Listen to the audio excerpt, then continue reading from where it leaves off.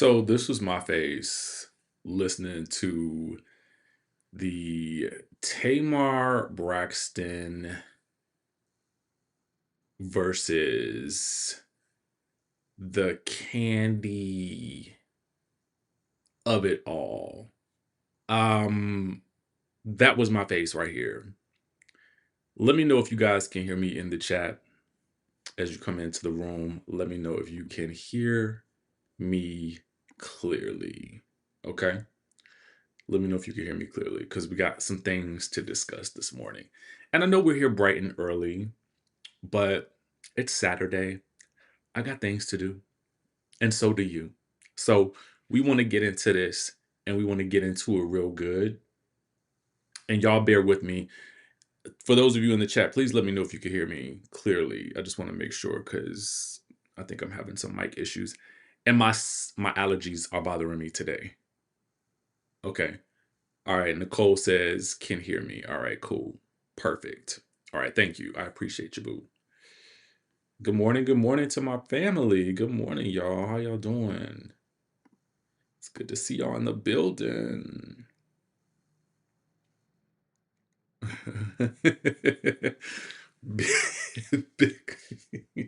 BBK News is back. Okay, yeah. We back. BBK News in the building. Y'all know what it is. I ain't gonna say it because the people get offended real easy. So okay, said crystal clear. You can hear me. Okay, cool. Thank you. I appreciate y'all. Yeah, my allergies are bothering me today, so I apologize in advance.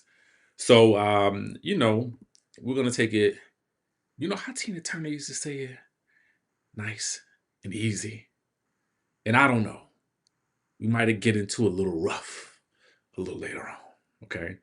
But I got my little tea with me right now, so we about to get into it. Hey Memphis, how you doing? I see you. Okay. Okay, so let's talk about the Kandi of it all. Kandi and Tamar. Now, we had known that Kandi was going to be going live. Well, not really live. It was going to be a live premiere of her Speak On It with DJ A1. Now, if you've been living under a rock, DJ A1 is the official DJ for Escape. And he typically does some of Kandi Speak On It, and they do really good banter back and forth together. Fun fact, A1 says he's like doing really, really big on TikTok right now. I might have to run over to the TikTok, baby. Anyway, I digress. But the gist of last night was hot topics.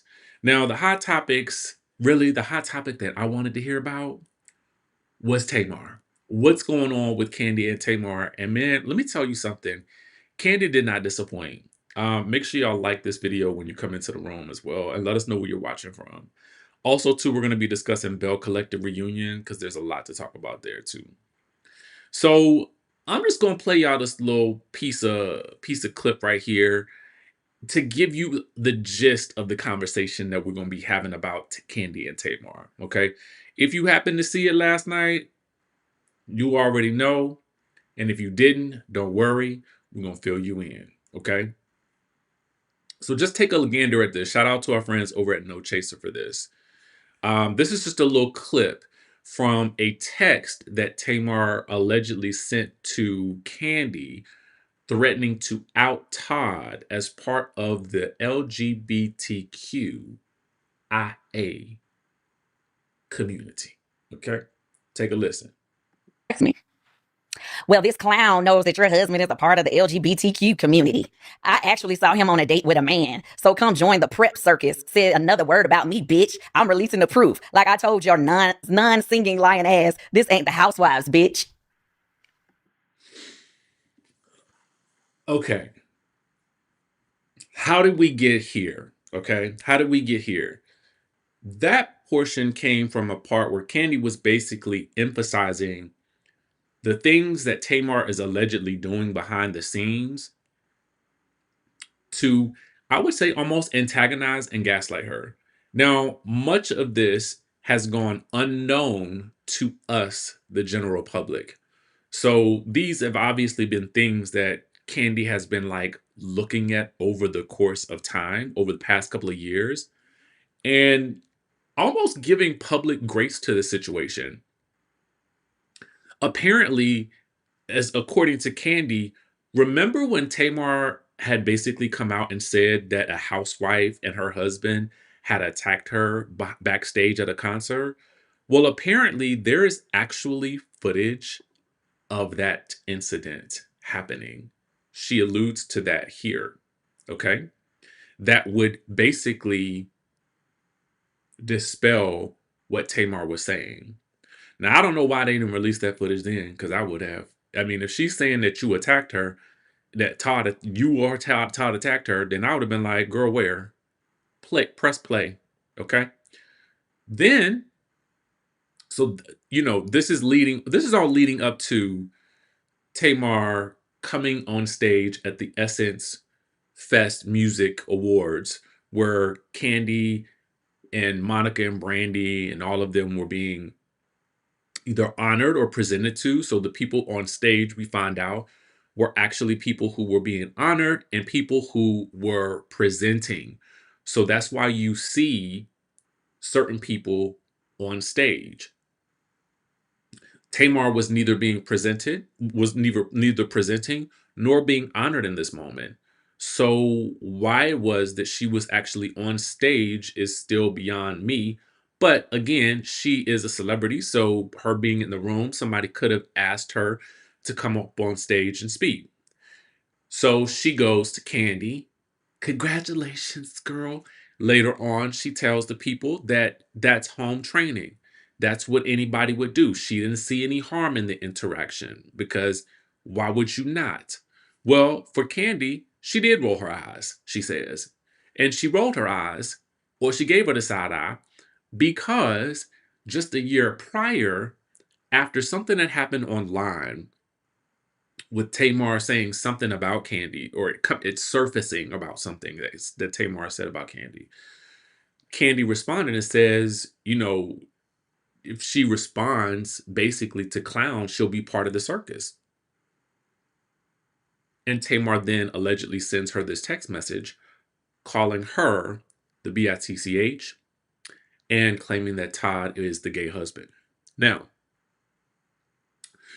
this is very interesting because, Kandi readily readily admits to, liking men, women, she has no problem with that. But never has it been stated that Todd also likes the men. I do not believe that Todd likes the men, but I'm also a little bit annoyed with this continued narrative that the way to get at a man or the way to get at a woman actually is to say that her man is gay. Okay.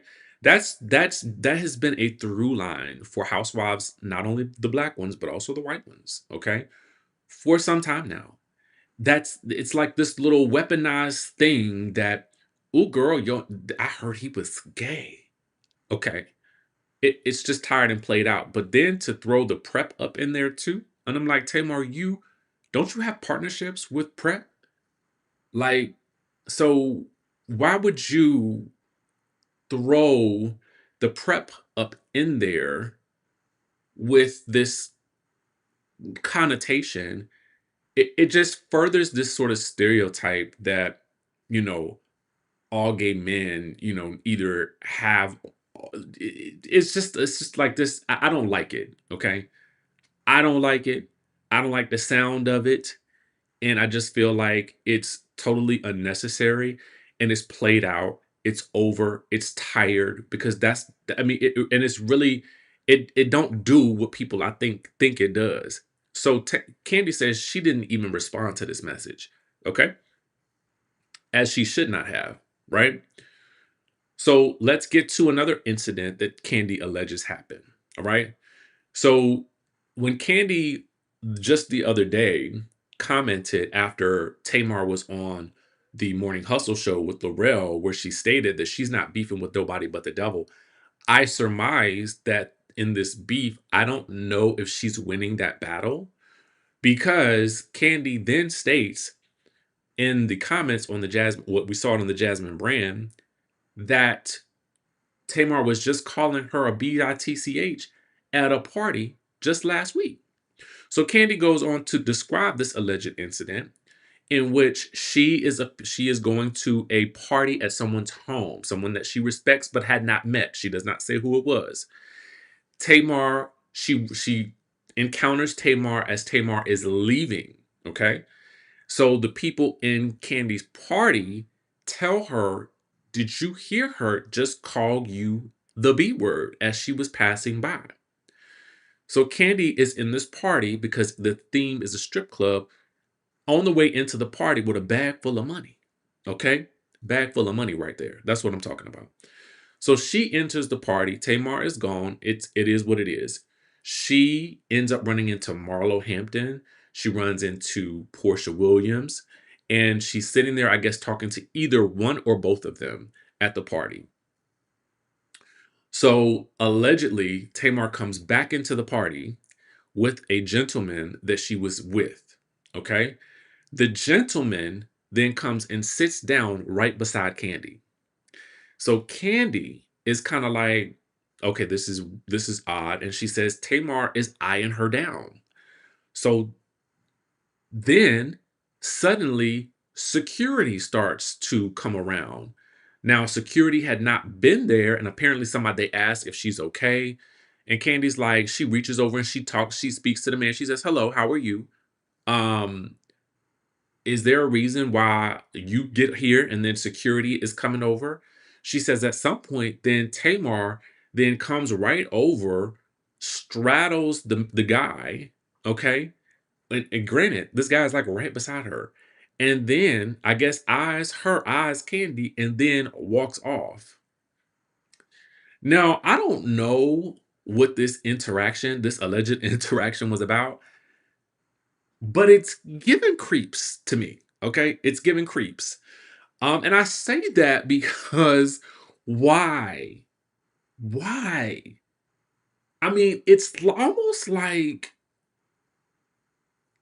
it, if I'm listening to the story the way Candy describes it, and I'm not saying this is Tamar, I'm listening to the story that Candy's describing. It's describing someone who is almost like infatuated or enamored. And I'm not saying she likes Candy. That's not what I'm saying. There's a different level of infatuation or like or being enamored by someone for which you almost the person, it's almost like they need attention from this person. Whether it's negative or positive, they need it. Like they feed on it in some way, shape, or form. From what I hear from Candy, that is what it sounds like to me. Okay? That's what if I listen to this story, that's what it sounds like. Like this person, it almost sounds the person that Candy is describing sounds like they are enamored by Candy and her life. Either her life or her light. Okay? And it's odd because I don't know that Tamar recognizes her own light.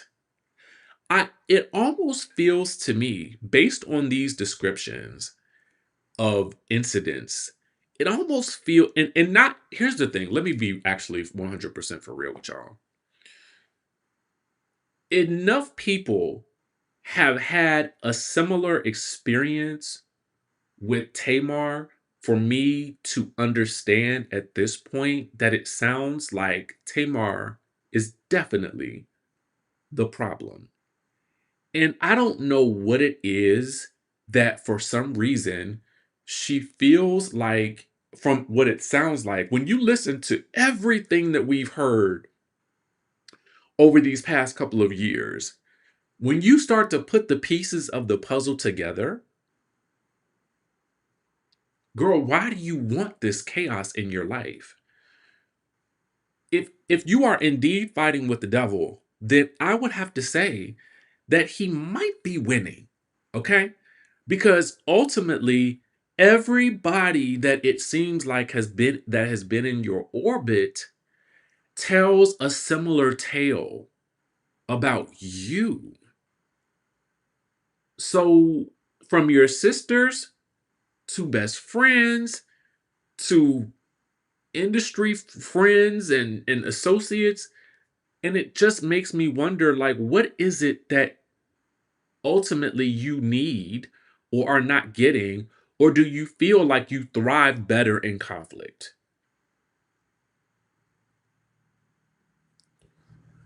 I don't know.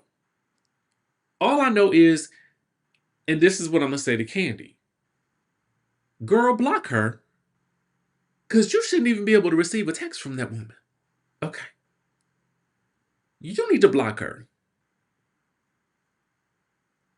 That's number one. That was my first thought last night when she said she got a text from her. Girl, block her. And if she get a new number, block that one too. Period. Um, Kandi rightly sounds disturbed by these incidents that, again, these are alleged incidences. We were not there. This is Candy's word, and I have to say that. But the situation that Kandi is describing is concerning. It really, really is. It's concerning to me. Um, and this can happen to a lot of people, and Candy is seems rightly frustrated and confused. And what I would say is that what I've noticed about Candy and some of her, I this is what I think as an object as somebody who is outside of this space, and I can look at this based on patterns. People, there is a light that comes along with Candy, and I think that people are attracted to that light. Now, for whatever reason, and this is the thing about it, people can say that she can't do this. They can't say they don't remember her fashions, because I've seen some of this commentary. They can say a whole lot of things about her. But at the end of the day, if a person has that light, they just have that light. Okay? And it don't matter if they are, it's something about them that is, that opportunity is drawn to the person. You who might be watching this, you might be that person too. So you might wonder, why is it that when I got stuff going on, like, people coming out of the woodworks and they got something to say about me, or they want some of, like, the shot? There's something there, okay? And so if you are that type of person and you are wondering, like, why is it that this light of mine seems to attract this, that, and the third, what you have to do is you just got to protect your energy in your space, okay? And you can't give energy to those people and those things around you, because if somebody like that, if the situation is as Candy has described, then you have just got to be aware of your energy and keeping your energy safe and your spaces safe. And you got to understand who people are and where to leave them. Okay. And the best way to put out a fire is to take away the oxygen. Okay. So, Candy, if this is indeed the way the situation is happening for you, remove the oxygen, block the number. Any interaction in the future, girl, bring your security. Okay. So that's that. I mean, it's if you, there's more, obviously you should definitely watch the speak on it. I think Candy should do more speak on it. And I know Candy is busy living her best life, but Candy doing what she does in that way, she's actually it's actually good to watch. It's fun to watch. And I appreciate seeing the dialogue.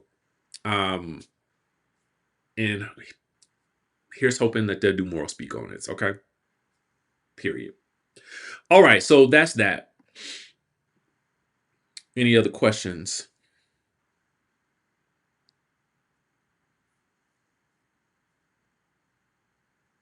Okay. All right, so let's talk about this Bell Collective reunion. All right, I'm gonna read you guys a little bit of read you guys a little bit of the synopsis. It's season 8, episode 9, reunion part 1, facts, lies, and videotapes. In part 1 of the reunion, Latrice drops a bomb about her friendship with Letitia. Accusations of fake social media followers brings one of the Belles to tears. Shantae goes after Tamar's relationship, saying she has video evidence. Okay, real quick, let's talk about the looks because we need to give that a little bit of energy. Here's what I'm gonna say about Belle Collective and this reunion. Shout out to Own. I'm not sure who is responsible. I'm assuming it's Own for putting together this like mini photo shoot for these ladies at this reunion. But I'm gonna say that this is what you guys have needed to be doing all along. Give the reunion looks their shine. Give these ladies an opportunity to really post how they look, what that they look amazing, that they doing the doggone thing. Put them on the level of some of these other reality TV shows. And it's sometimes just the little things in terms of presentation that really make a big difference. Having this cohesive gold color scheme, I think, was a step in the right direction. Here's the reason why. To me, when you have a gold color scheme, or if you have a like a silver like color scheme, it becomes really, really difficult to critique an outfit. Simply because on black skin, gold is always going to look really, really good. It just is what it is. It is what it is, right? So regardless if you don't like a particular look as much, because of the what how things were put together with the gold, it becomes hard to say, well, that person didn't look that good in this, or that person. No, y'all gave every opportunity for the women to look good, even if I didn't necessarily like the overall look of the dress, right? So we're just gonna take a look at some of the ladies. Here is Selena. I think she looks. I think she looks amazing. I think she looks good. I mean, Selena is one of those. She's just to me somebody who can easily show up and always kind of really just look good. She with minimal effort. I like the look in general. Um, we have Letitia here. Now, here's the thing about this look. I love the color. The color is spectacular. There's something about there's like a this like reddish or bronzy like undertone in this gold. I I'm not a big fan. I don't know. This sculptured wing or design right here, it, in theory, okay, let's talk about the theory of this. The theory of it is I get it. I get it. I get the look that you were going for. But the problem is the same thing that happened with Shamia is the same thing that's going to happen, is the same thing that happens here.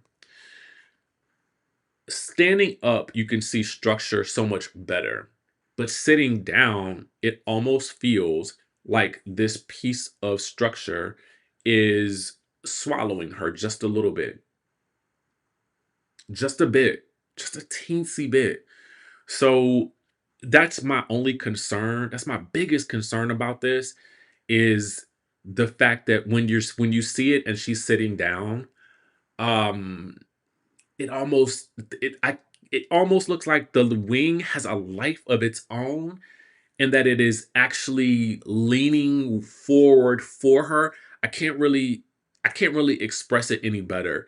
But otherwise, I think she looks great. I think she looked great. All right. Marie, I'm gonna give you guys a little 360 of Marie here. Um, I like this color for her. I like this color for her.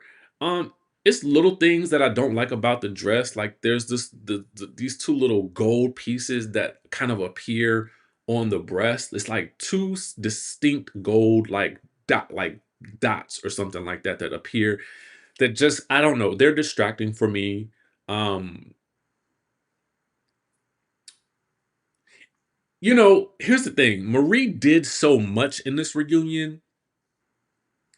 I can get past anything that I don't like in this because if nobody was working harder in this reunion than Marie, well, maybe Carrie fighting for her life, well, maybe Tambra defending herself, but Marie was working overtime, okay? And so, even though it's not necessarily My favorite, I can appreciate that it looks like she feels very confident in this look. Um, yeah, I don't know. I don't know. I'm not a big fan of the hair either, but I don't dislike it because it's her style. But she looks good. So it's difficult for me. Okay, so I gotta be honest with y'all. My best friend did this gown. Yeah, one of my best friends, Riley Knox. This was a Riley Knox um gown, and it's liquid gold. So I mean, I gotta shout out my girl Riley because she continues to do the doggone thing. And y'all know what's amazing about Riley is, and she's gonna hate that I said this. I have seen Riley put together her own birthday looks in like a couple of hours. Like, I've seen Riley construct entire gowns in a couple of hours. I'm talking about from idea to execution. I've seen it in action. I've like literally watched some of these things happen, and I'm always in awe of it. Okay. Um, Liquid gold. Um, and how do you make liquid gold? There's a little bit of a secret to what you put under the gold. There you go. Um, I just She definitely gave goddess lengths in this gown, especially with the hair. I love the hair for her. I felt like this was, I don't know, I felt like she looked really, really regal. So the goddess look for the goddess length hair, I think it was appropriate. And I just love everything about this look for her. I don't think she's ever done anything quite like this. And I think that she just looks like a gold statue. And I love it. Tambra, this to me is quintessential Tambra. Um, it's not my favorite because I feel like it's not bad, but I just think she could have done something different. But I'm not mad at it. I'm not mad at it because she looks good. I mean, the women, they always look good, but it's a nice dress. It's a nice dress. I can't see anything really wrong with it, and I don't know what it is that I would change.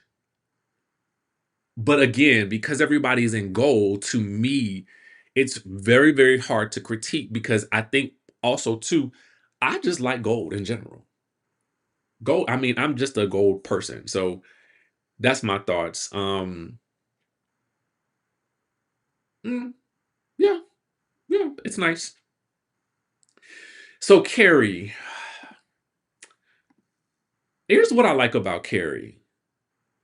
Carrie takes this seriously.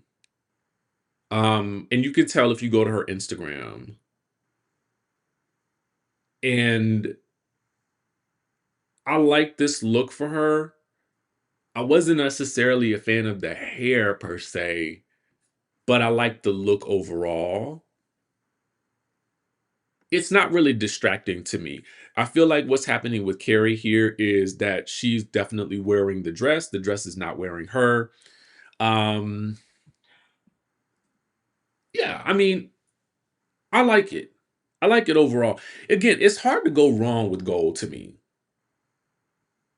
It's hard to go wrong. So I just kind of feel like this was definitely an easy win in my opinion.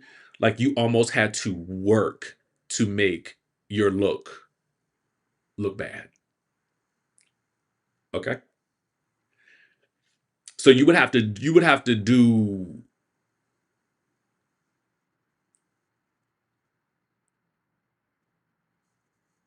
to actually work to do that. Um let me address something real quick. I'm assuming you're saying I'm wrong for the clickbait title. There's nothing clickbait there because actually that's what she said. That's what she said. I don't do titles that are clickbait that don't have nothing to do with what was actually what was actually said. I don't do that. Okay. You might not like the title, but it's very, very on on par with what allegedly what with what she allegedly told her in the text message. So I don't do that. And if you don't like it, sorry. Yeah, I like it too. I like it. Yeah, so that's why I said she takes this seriously because I feel like what Carrie is definitely an influencer. She definitely has that sort of vibe where you kind of feel like, oh yeah, this is what you want to do, right? And that becomes a big part of the discussion. All right. Who should I leave it on? Um, you know what? We'll go down the line. We'll go down the line. A lot of this episode in the beginning was let's actually focus on these two first.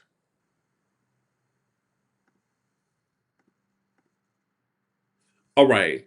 So the beef between Letitia and Latrice comes up first, right? We see that whole montage of the two of them, and we learn that Latrice still does not trust Letitia, even though they're in a good place now.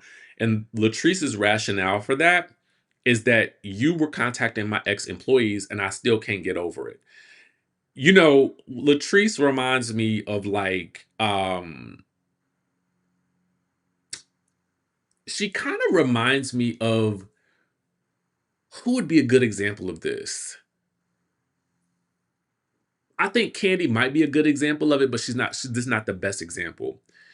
But a person who is like, I can get along with you for the sake of the show, but I still remember what I feel like you did to me, and I'm not going to forget about it. So for you, this is a TV show, but for me, I still feel like you, I still feel like you wrong, and I'm not going to sugarcoat it.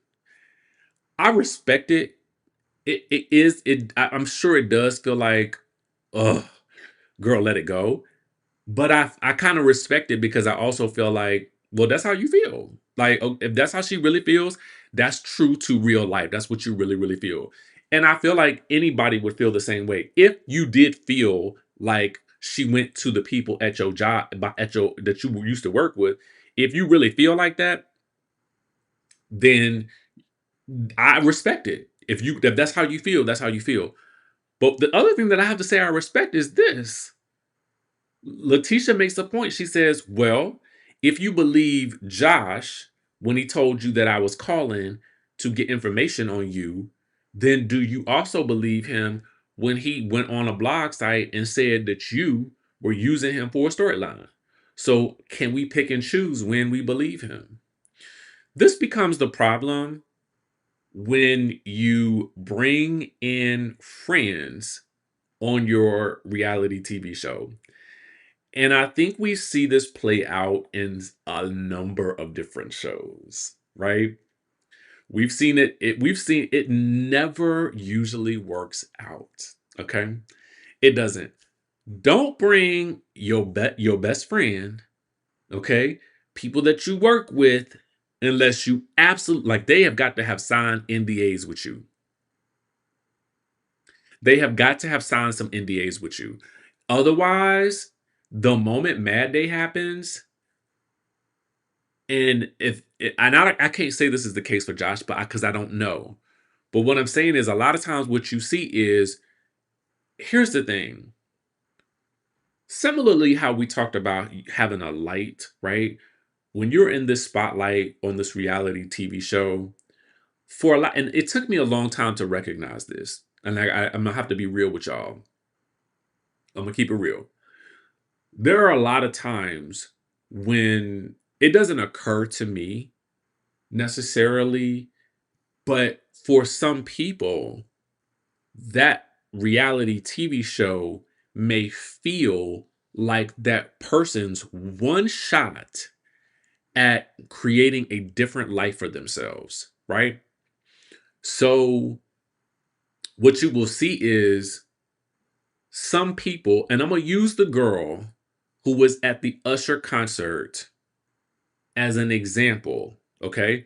The young lady, pretty privileges lady, who hopped up on the stage to during the Usher segment in Chattanooga, who said, it was pretty privileges that got her there. And in her messaging, she said, y'all thought I wasn't going to get up on that stage and be seen by thousands. Okay. There are some, and this is not about her, but I'm going to use her that statement is an example of what I'm saying. So for some people, that reality spotlight will be their what they perceive as their one opportunity. Now I say perceive because for most people, they can't conceive that their life can be bigger than what it is today. Okay. And I know I'm talking deep right now, but I want you to follow me because if you follow me, you'll land. Okay. Now, if you invite somebody on the show to share in your spotlight, and if they don't necessarily get the spotlight that they feel like they should get, and if they become angry with you, and I'm not saying this is Josh, I'm just talking in general, then how do you know that they are not going to then try to expose you the moment they don't get what they desired from the situation? So as a result, you've got to protect yourself before you go into it.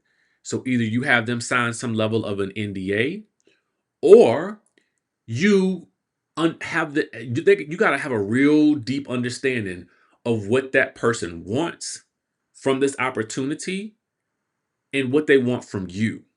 Okay? Because if it's true friendship, then they're going to want to just support you. If it's a true business relationship, then they know that they're there as a result of their work with you. I'm going to give you a great example about this. Let's go back to Kandi. We can go back to somebody like a Don Juan, right? Don Juan is there to do the business. But if Don Juan ain't in the scene and if he's not a part of the story, he can be a part of the story. But if he ain't a part of the story, it ain't going to affect him, right? And he's not trying to distract from the main person, which is Kandi, because he's there to be a part of her story, not to become the story. So you have to kind of watch out for the person who wants to become the story. We will talk about people becoming the story in 1 second. Okay. So I can respect what Letitia is saying there because it's almost like, well, when do you believe this person? And what do you even know about their true intentions for you? She has to call Josh into question. And I think based on his actions, do you rule him out as a reliable source? But for Latrice, she feels like there were other people. Now, what's interesting was Selena says with the Joshy situation, she felt like it wasn't on no type of, and I was like, and I saw Latrice look at Selena like, girl, you don't know what I'm talking about, and I'm side eyeing you right now. That was what I took from that, but I could be wrong. Okay. Next, and Letitia was shocked because she felt like they were in a good space. So the next thing that we get into is really this back and forth between Marie and Carrie, which at times to me feels a little bit forced. I kind of feel like Marie be like riding Carrie for some reason. And I get it, maybe because she felt offended because Carrie came on the show kind of being a little bit sarcastic about the way Marie was dressed. But I didn't really take Carrie to be like, Carrie to me jokes a lot with the ladies, but she ain't no dummy. Okay. And I do feel like, Marie was very much like, the reason why you're here is because God put me here. And that you wouldn't be here if there was no bundle gate. And I get what she's saying there, but I kind of felt like in that moment, I mean, Carrie could have just said, well, girl, if you were doing all of that, then I wouldn't have to be here. No? I mean, let's really think about it, right? If you if you were all that, they wouldn't have ever had to call me. That's what she could have said. Now, for me, I recognize Marie's contributions to the show. Marie can activate and she can get activated and she can activate other people. And it becomes a big moment when Marie gets activated. It's fun to watch, technically. I mean, for me, anyway. It's fun to watch. Um, because I think she knows the game at this point. She understands the world of reality TV. And I think she understood it from the very beginning. Um, but baby, let me tell you something. The thing I don't think she was counting on, I mean, as hard as Marie rides Carrie, it's it was strange to me to watch her utterly break down when Carrie literally implied that Marie had some fake followers. Carrie actually didn't say it.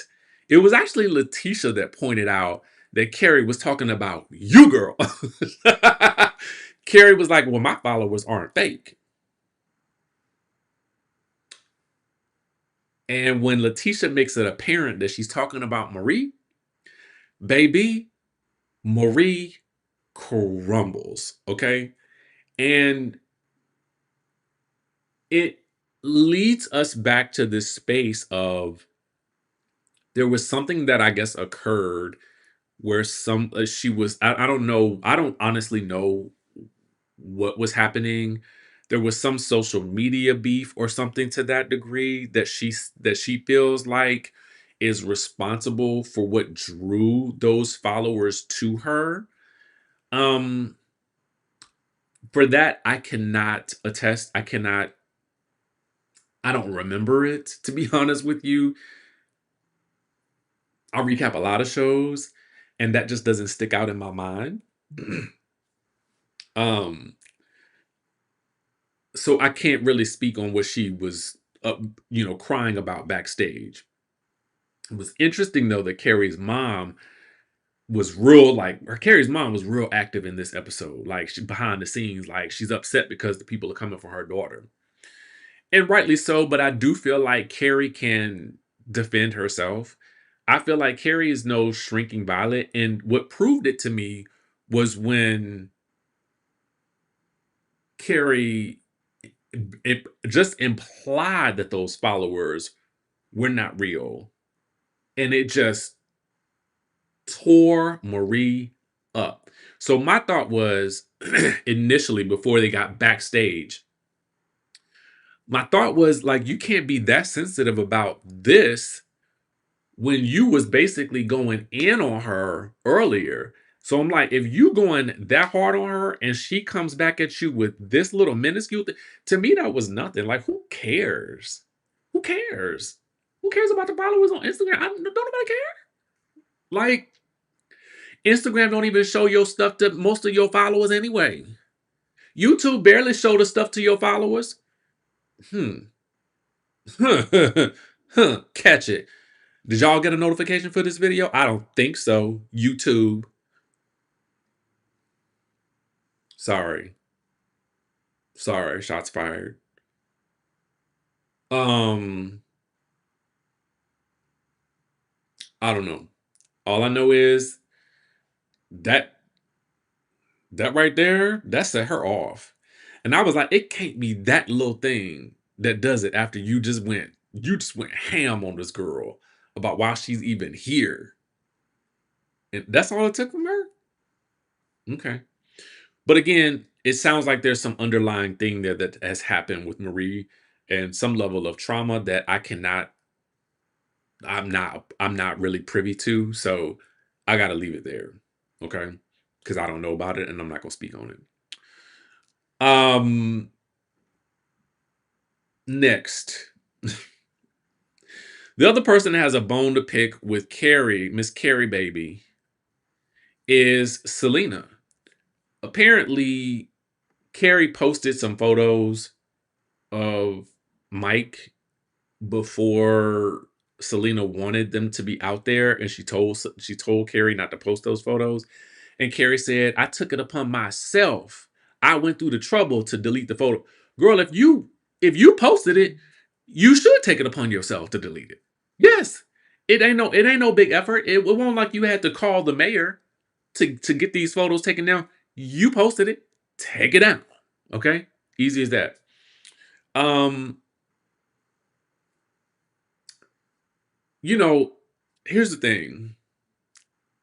I love that we love Tambra and London Simone. I do. But baby, let me tell you something. That that London Simone is like, I'm not trying to be on y'all's camera. Okay? I feel like every time they bring her out to the camera, London is like, that the baby is like, "Get- I do not want to be here. Get me away from these cameras. Do is it just me? I mean, I feel like that's an honest take, right? Like if I'm literally just being sensitive to a kid, right? I'm just looking and I'm like, she does not want to be out here. Let this baby go play in the playpen. Every time she come out, I feel like she is like it's so much for her. Like, and I just want to like, oh my God, like let's protect her. Let's take her back to the let's put her back where where she's like, and clearly it's what I do like about when we do see her is that she clearly is that's a daddy's girl right there. That's daddy's girl. Um, and it kind of makes me think about Tamara and her own dad, which she does talk about her journey with her dad. But Tamara becomes the focus of the attention, okay? Because for whatever reason, the outside noise is at the reunion. And I have previously stated, y'all need to bring the outside noise people in. And that would be Shantae, Letitia's best friend, and Amanda, Mandy girl, who is, well, the hairstylist for Latrice, maybe best friend, maybe close friend. Now Latrice feels like Shantae should not be at the reunion because Shantae has come after some of the Bells. But she doesn't necessarily see that being the case for Mandy Girl because Mandy Girl just came after Letitia and Lynn. But I think she also feels like,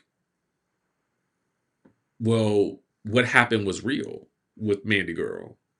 Now, did Mandy Girl need to bring in the camera? Probably not. No, she did not.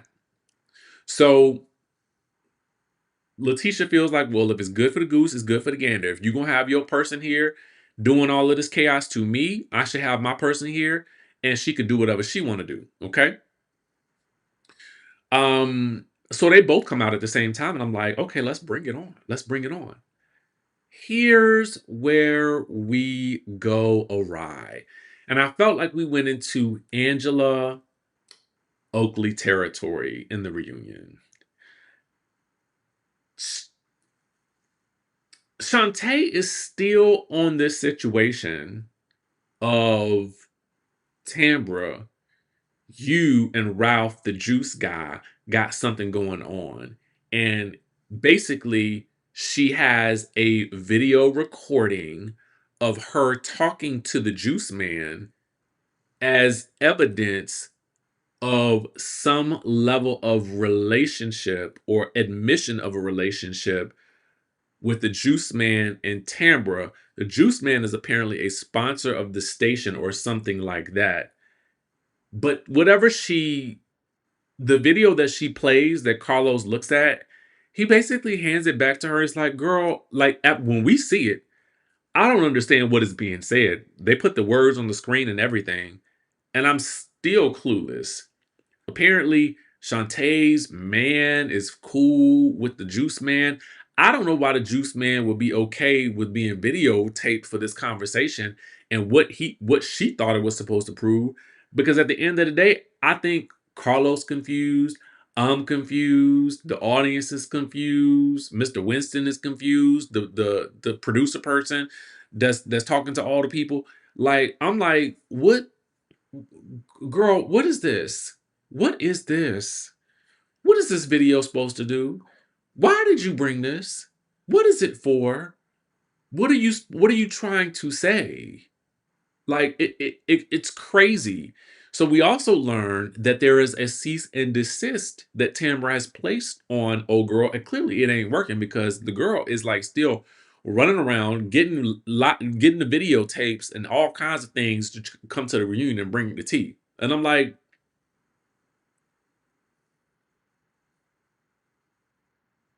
what?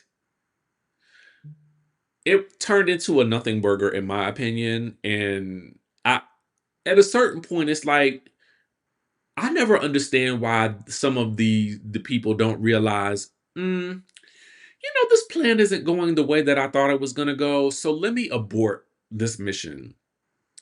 Even if you feel like you're in the right, you should still be able to read the room enough to know.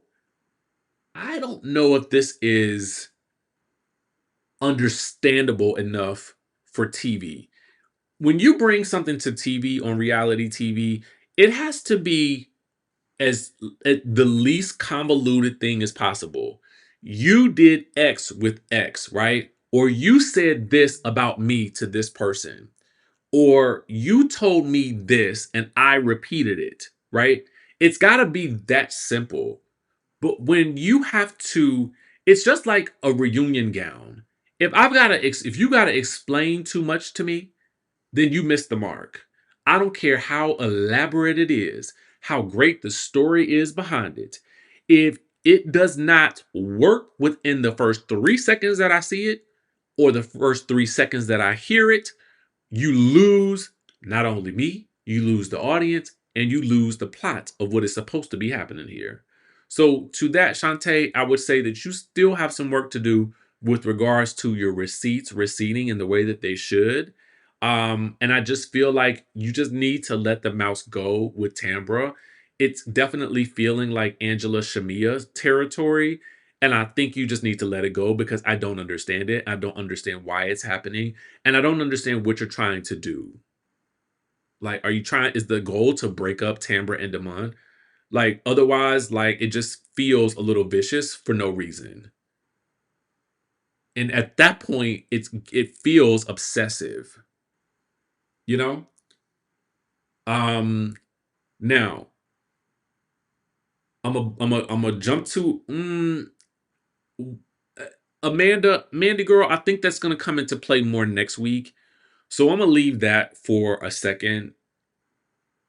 But as the juice thing continues to go down, Tamara just says, "You know what? I'm pulling out my phone." So Tamara pulls out her phone, walks over to Carlos, and is basically like, "Listen, I got you on speakerphone. We at the reunion. This is what's going on. What's good? What's good? What you telling people?" And I don't blame Timber. I'm like, let's take it right to the source at this point, because otherwise, what are we doing? Why are we making this man into some piece of like this story when he really should not be? Why are we bringing him into this when, again, girl, if you got a problem with me, just stick to your problem with me. That's good enough for the show. That's how we operate. But bringing in all of these videotapes and stuff like that, girl, like no, no. That was to me. Let's give it up. Let's wrap that up. Wrap it up. Wrap it up. Wrap it up. Because I don't even understand it anymore at this point. All right.